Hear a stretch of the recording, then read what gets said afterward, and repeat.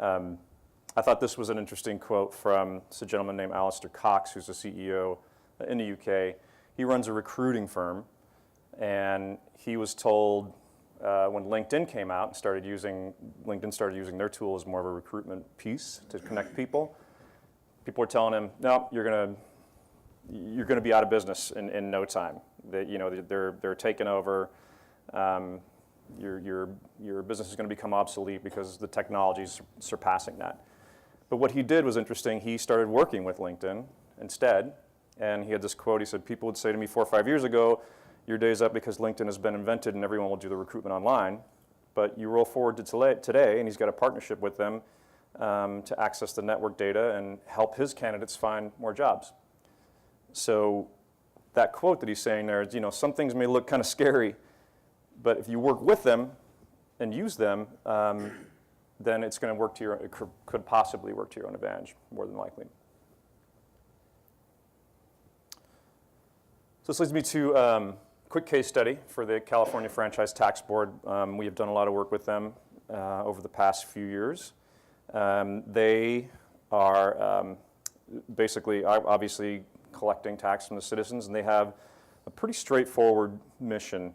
This is what their mission is on, publicly, and it's basically the same behind doors. They want to create a customer or citizen-centric service, or become a citizen-centric entity, and they need to create more effective compliance, and that is compliance with when you're submitting your filing for your taxes.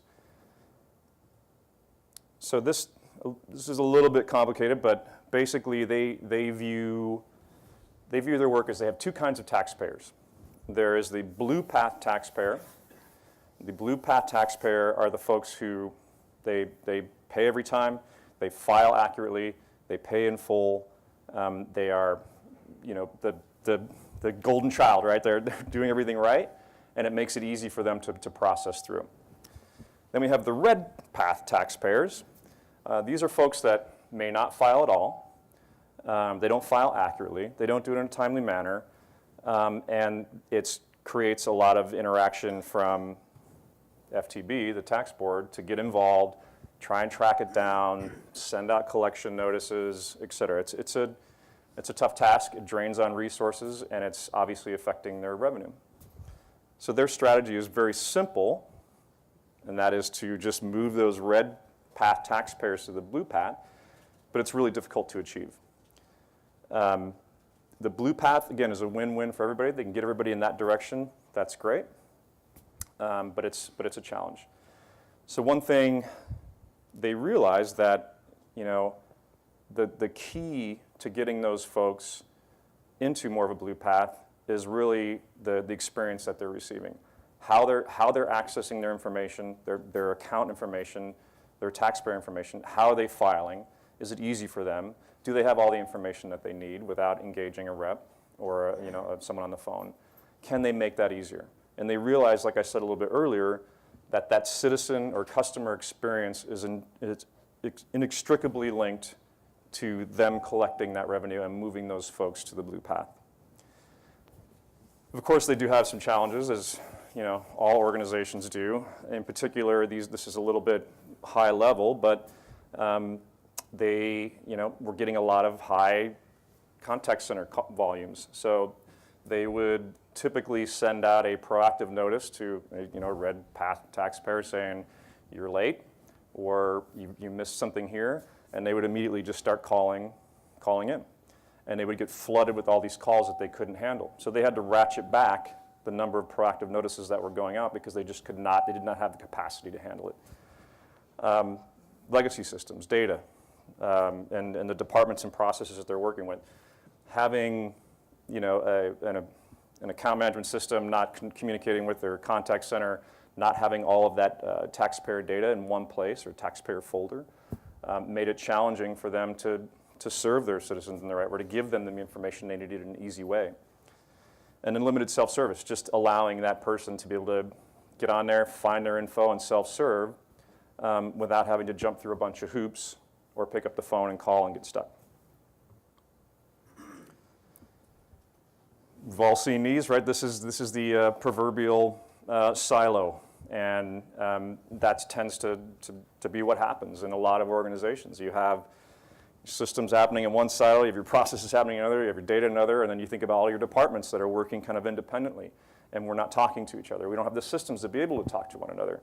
You could have people right down the hall and you have no idea what they're doing, and that's the challenge of making sure that we were able to move those folks in the right direction.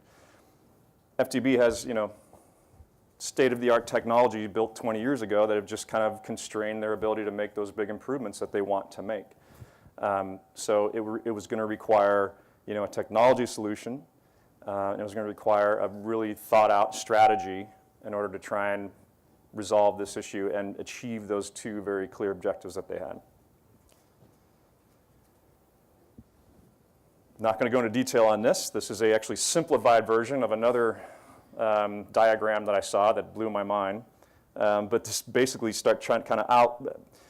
lays out the more holistic view when looking at what FTB calls their enterprise data to revenue program, or their EDR program. That was the result of, that's basically the strategy put into one plan.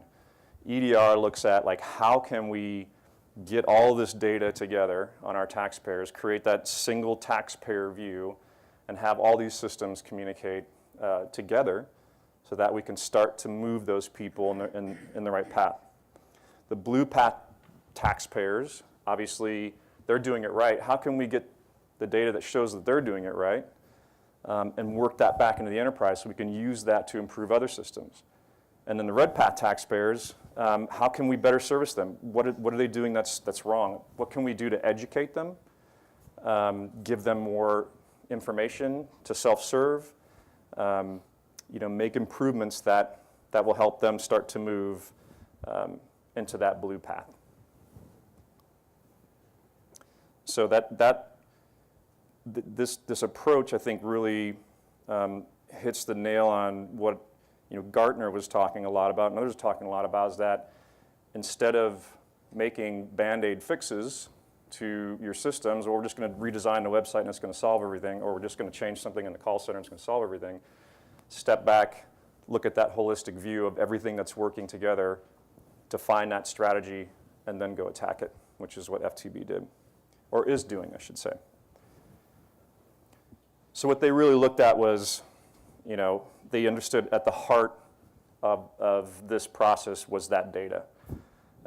And that data and that customer experience, how they connect to get, like I just mentioned, the data from the blue taxpayers, what they're doing right, work that back in the system, and then educate those red taxpayers, give them the self-service they need, make those improvements so that they can move towards the right path. And in the process, make a lot of good improvements in the way that they operate. So this is a quick, as a result, this is kind of more the phase one of their program that we've helped them with. And in the contact center, they made a number of improvements based on that EDR. They increased the number of their channel selection, contact channels that the folks can use to interact. So in 2016 alone, their customer representatives handled over basically 150,000 chats using an authenticated chat technique or tactic. Authenticated chat basically means you can chat before you're authenticated and just get some basic answers solved, but if you authenticate yourself securely, now you can get access to your account data, other more secure data that you need to resolve your problems. Again, channel selection, using implementing more channels, text being one of them, email, voice, chat, to give customers more options when they want to resolve, when they want to pay. That made a huge increase. They added an IVR self-service capability so that delinquent taxpayers can basically permit the caller to initiate a payment plan through the IVR application without ever talking to a rep. That action alone collected over $70 million without ever involving a human resource. And then on that same vein, they had an automated dialer, improved collections by implementing an automated more proactive outreach on their dialer to reach out to people that, again, may be delinquent, proactively say, hey, get this phone call, you're past due, et cetera, and then give them the means to pay right then and there without ever having to, again, interact with an agent. And they've collected at 30 million plus through that process. They also looked at the website. Obviously, a web portal was the other big key in some of these tactics that came out of the initial strategy. Using the MyFTB website, you can log in and obviously get your account data. You can get authenticated, and then you can start to see, what's my summary? What have I paid? Where am I at? Everything in that one portal. So again, for folks that don't want to deal with an agent and call, myself included, I'd like to just be able to go online and do this, take care of it. They increased the amount of tasks and or functions you can accomplish through this portal from 9 to 30. So it's a big jump in the sense that now they're offering their taxpayers a lot more ways to interact, a lot more ways to pay, and they are collecting more on that revenue. Again, the experience that pushes people into that blue path. Basic results out of the duration of this project, the first phase of it, and they've generated over $3 billion over the project duration, which that's a pretty good chunk of money. I know it's probably small compared to what the grand scheme of what they collect, but their goal was $2 billion, and they're exceeding that. Obviously, they've improved their communication with their customers. They've reduced the cost of processing the filings by using more automation in the returns. They have updated the correspondence and filing processes. They have no longer have about zero paper. They used to have, someone told me, like 5 truckloads of paper that they'd have to ship around all the time because everything was done on paper. They're moving now towards everything being paperless. And you can imagine the cost savings involved in that and the accessibility of all the information there. Again, the customer data and consolidating that, make it available to everybody in the enterprise so that they can deliver a better experience. And then the improved service, basically in general, so they have this 24/7 availability through the variety of apps that they're using. People can take care of their business. And they have actually received 2 awards from the work that we've done with them, so we're really proud of that. And again, phase 2 is kicking in very shortly. So a lot of good change for them. So direction ahead. Well, kind of talked a lot, but basically it all boils down to what I see is 3 very basic things. You start with that customer journey, understanding who you're working with, who you're serving. Look at your own internal processes. How are you doing it? What systems are you using? And then really create that holistic strategy to take advantage of all the opportunities that you have available and all the channels that you have. You explore the technology. What are we using?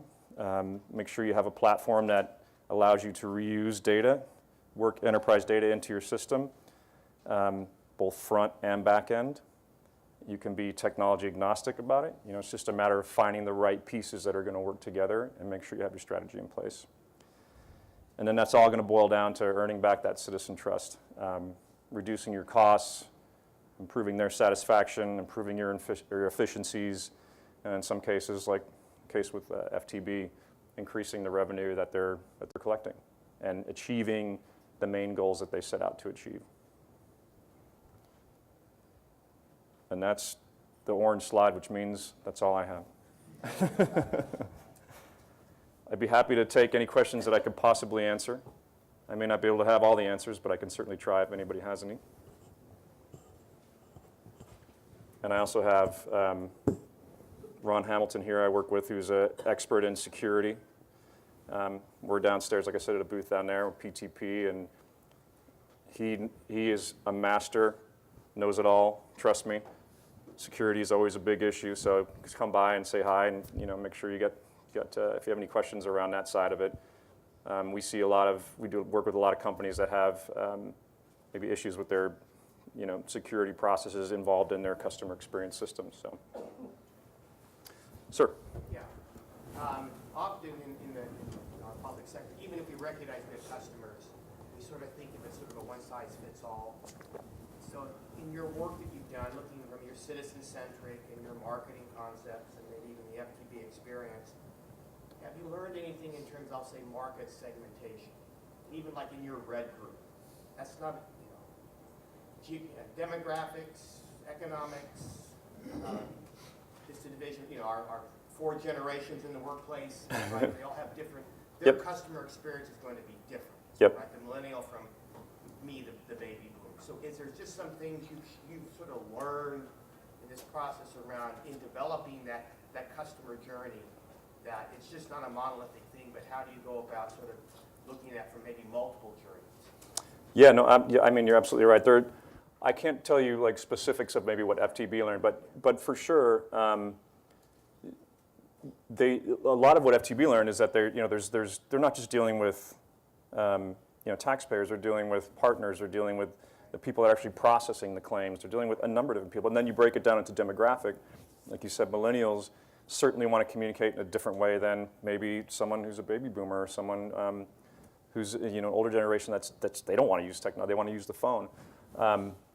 So a lot of that is worked through in a tactic that marketing uses, which is developing personas and trying to understand like who you're putting an actual name. You create a fake persona. This is Bob, and he is this age, and he lives here, and he likes to do it this way. When you start to kind of build out that persona, you can then start to apply it to those different segments. And I think that is part of what Gardner was talking about, FTB was talking about. Yeah, when you're looking at your customer journey, you have to definitely take in consideration who those groups are and try and map that out. Hey Mark, if I can just add to that. Yeah. So I'm one of Mark's colleagues and I work with customers. And what he just alluded to is exactly what Omni-Channel is important. Different generations like to communicate differently. So some of the younger folks prefer text and chat. Some people want to talk on the phone. We're finding with a lot of the organizations, by the time the phone is picked up, it's an escalation point more so than a customer service or really frustrated. So you have to apply the understanding of those principles and how to design those customer journeys throughout the different ways they want to contact you, understanding how to do that efficiently for the agency, the organization. This is one of the things that our firm does. Cool. I think even if we understand we have customers, we still tend to think of it as a monolithic thing. Right. Just the customers. It's not a one size. And it's not a one size. No, far from it, yeah. Thank you. Yeah, and a lot of that depends on, like, especially proactive outreach and how you're going to reach out to that person and the language you're going to use when you reach out to that particular demographic. And some companies, I don't know if I've seen it in the government sector, but I've worked with some companies that they will hire different voice talent for different demographics. Younger audience is going to get the "Hey, how you doing?" Versus maybe a more formal voice talent for an older demographic. So. Yeah, one of our customers is a very large electronic manufacturer that is fanatic about customer service. They want everything from how fast the agent knows the information about the customer to the music that you have on hold so that a customer can control that information. So there's a lot of intricacies to designing a customer journey that's specific to the right demographics that you're serving, that also maps to the business outcomes you're trying to drive towards or the agency outcomes you're trying to accomplish. Of course. You're welcome. Yeah. I was interested in the reference to, I think, Utah winning the plain language project. What are some resources for plain language? Are there, does it come from research that you do about your consumers, or are there generally accepted ways to simplify things? That's a good question. I mean, Yeah, there's definitely some industry. So the answer to your question is both process, technology, and organization, right? So that's one of the important things that we've seen customers stumble against is they'll go to a vendor that has a really cool solution and they think, technology is the answer, but they don't change any of the processes to back that up. So there's definitely some industry-specific ways to simplify and make it how customers navigate things. But you have to combine them understanding the technology at hand and also your process and how you're organizing it. And that's a short answer to a very complex question. yeah, it is complex.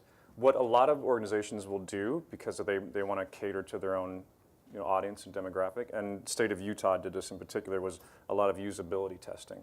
So they get a small audience that's part of their customers and test different things on them, test different languages, test different phrases, test different paths. And it's very enlightening. I used to do a ton of user testing just for like website design. And it's fascinating. You think like, oh, they'll get this, they know how to work this, and then you're like, they're lost. And it makes you realize that we can't really make assumptions. We have to, test it out to see what works the best, and then you start to build off of that data that you gather. So that's one, I think, for Utah, that was a big thing that they did to try and figure out what was going to be the right approach. So I have one more minute left if anybody has another question. We also have some, Oh, yeah. for attending our session, gifts at the front desk, so notebooks, pens that have a USB drive inside, very cool, and some Amazon gift cards. Thank you for your... Yeah, we come with gifts. Thank you for pointing it out. I wish I was like, Jimmy Kimmel in the Oscars. I'd have them dropped out, from the ceiling. But we couldn't get that professional. Thank you. Thank you.